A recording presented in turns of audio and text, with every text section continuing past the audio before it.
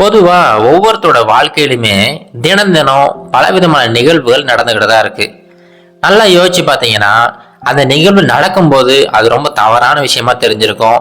ஆனா நாளடைவில் அந்த ஒரு சின்ன நிகழ்வு தான் உங்க வாழ்க்கையில ஒரு பெரிய மாற்றத்தை உண்டு பண்ணியிருக்கும். அது போலதான் ஒரு சின்ன சிறுகதை ஒண்ணு இன்னைக்கு நம்ம பார்ப்போம்.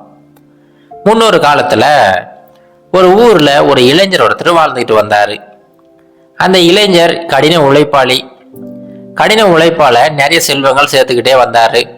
ஒரு சமயம் அவருடைய செல்வங்கள் எல்லாத்தையுமே எடுத்துக்கிட்டு ஒரு காட்டு வழியா போய்கிட்டு இருந்தாரு.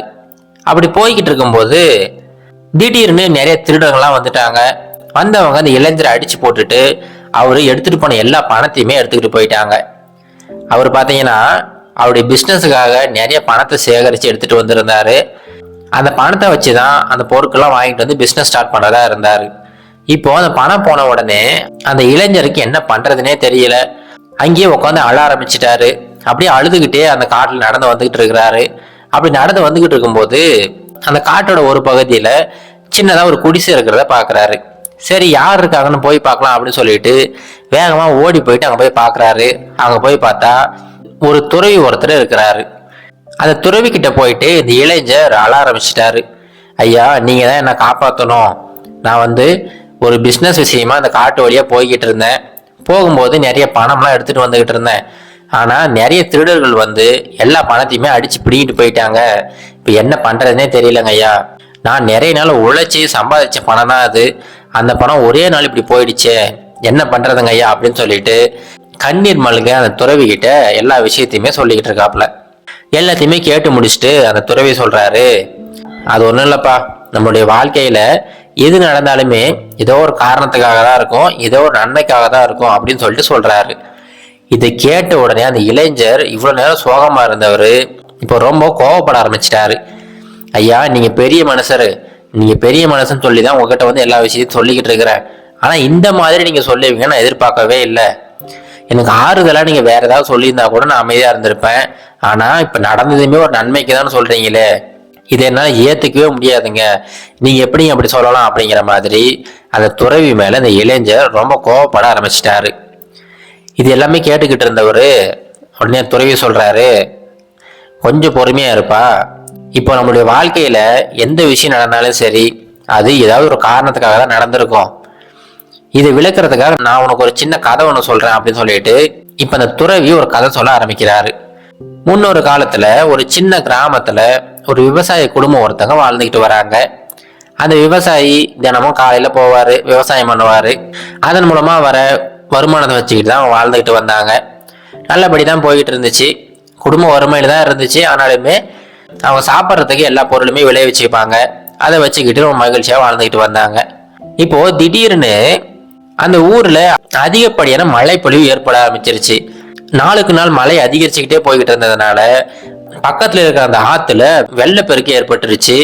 தண்ணி ஃபுல்லாவே ஊருக்குள்ள வர ஆரம்பிச்சிருச்சு. இப்போ அந்த தண்ணி பாத்தீங்கன்னா இவங்க இவ்வளவு நாளா காப்பாத்திக்கிட்டு வந்துட்டு இருந்த அந்த பயிர்கள் எல்லாத்தையுமே நாசம் பண்ணிடுச்சு. இவங்க வீட்டை எல்லாத்தையுமே அடிச்சுக்கிட்டு போயிடுச்சு. இவங்களுடைய வாழ்வாதாரமா இருந்த எல்லாமே போயிடுச்சு. இவங்க கொஞ்சம் மாடுகள் ஆடுகள்லாம் வச்சிருந்தாங்க, எல்லாத்தையுமே அடிச்சுக்கிட்டு போயிடுச்சு. இப்போ இவங்க சாப்பாடு கொஞ்சம் ஸ்டோர் பண்ணி வச்சிருந்தாங்க. அந்த சாப்பாட்டுக்கான எல்லா பொருட்களுமே இருந்துச்சு, அதுவுமே அந்த வெள்ளத்துல அடிச்சுக்கிட்டு போயிருச்சு. இப்ப என்ன பண்றதுனே தெரியாம அந்த விவசாயி அப்படியே கன்னத்துல கைய வச்சுக்கிட்டு அப்படியே கீழே உட்காந்து அழ ஆரம்பிச்சிட்டாரு. என்னன்னா இப்ப அடுத்த வேளை சாப்பாட்டுக்கே வழி இல்லை, என்ன பண்றதுனே தெரியல, எல்லாமே அந்த வெள்ளத்துல அடிச்சுக்கிட்டு போயிடுச்சு. ரொம்ப கவலையில உட்காந்துக்கிட்டு இருக்கிறாரு. அப்போ அந்த விவசாயியோட பையன் அங்க வரான். அந்த பையன் அந்த விவசாயி கிட்ட அப்பா கவலைப்படாதீங்கப்பா, இது எல்லாமே ஏதோ ஒரு காரணத்துக்காக தான் நடந்திருக்கும் அப்படின்னு சொல்லிட்டு சொல்றான். இதை கேட்ட உடனே விவசாயிக்கு இன்னும் கோபம் அதிகமாயிடுச்சு. ஏன்பா, நம்மளுடைய வாழ்வாதாரமா இருந்த எல்லாமே போயிடுச்சு, நம்மளுடைய நிலத்துல இருந்த எல்லாமே அடிச்சுக்கிட்டு போயிடுச்சு, நம்ம சேர்த்து வச்சிருந்த சாப்பாடு போயிடுச்சு, நம்மளுடைய வீடுமே போயிடுச்சு.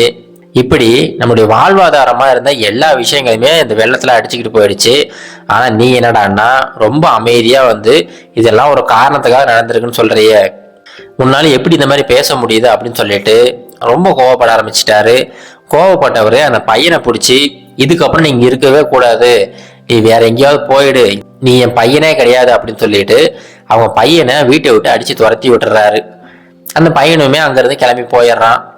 அடுத்து ஒரு சில நாட்கள் அப்படியே கொஞ்சமா அந்த வீட்டெல்லாம் சரி பண்றாங்க. சரி பண்ணிட்டு அவரோட மனைவியை மட்டும் அங்கேயே இருக்காங்க. இப்போ இவங்களுக்கு மட்டும் கிடையாதுங்க, அந்த ஊர்ல இருக்கிற நிறைய பேருக்கு இந்த மாதிரிதான் நடந்துருச்சு. அவங்களுடைய வாழ்வாதாரம் எல்லாமே அழிஞ்சு போயிடுச்சு. இப்போ சாப்பிட்றதுக்கே வழி இல்லாம என்ன பண்றதுன்னு தெரியாம அப்படியே வாழ்க்கையை ஓட்டிக்கிட்டு இருக்காங்க.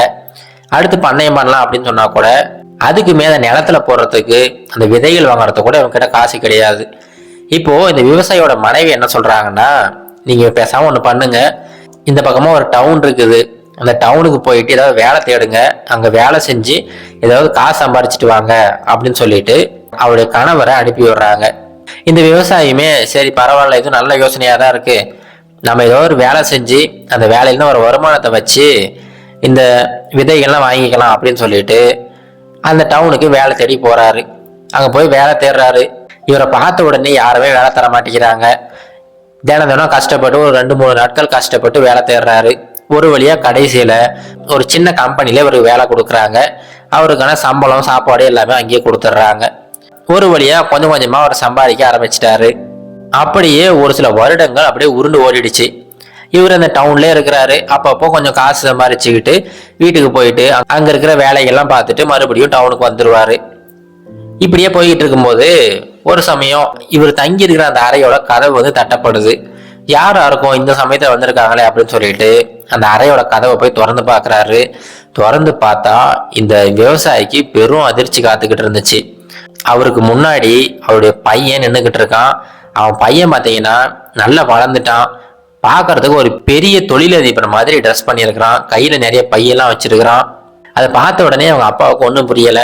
என்னப்பா எப்படி இருக்க, உன்னை பார்த்து எவ்வளோ நாள் ஆச்சு, அன்னைக்கு ஏதோ நான் கோவத்தில் ஒன்று வெளியில போக சொல்லிட்டேன், ஆனால் அன்னைக்கு சொன்ன வார்த்தையை நினைச்சு தினம் தினம் வருத்தப்பட்டுக்கிட்டு தான் இருக்கேன், எப்படி இருக்க அப்படின்னு சொல்லிட்டு கூப்பிட்டு உட்கார வச்சு பேசுறாரு.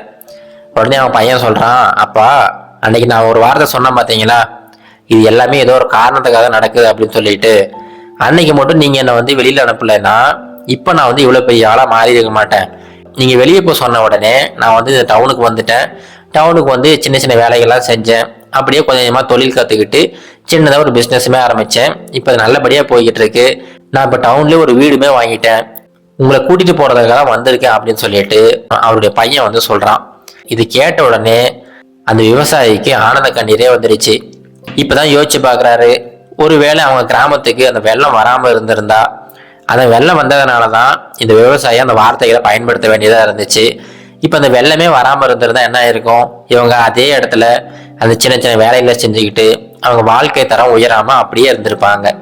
இப்ப இந்த கதையை அந்த துறவி அந்த இளைஞர்கிட்ட சொல்லி முடிச்சுட்டு, இது போலதான்ப்பா உன்னுடைய வாழ்க்கையிலுமே ஏதாவது ஒரு திருப்பு முனை ஏற்படும் அப்படின்னு சொல்லிட்டு சொல்றாரு. ஆனா அந்த இளைஞருக்கு அது எந்த ஒரு நம்பிக்கையுமே இல்லை.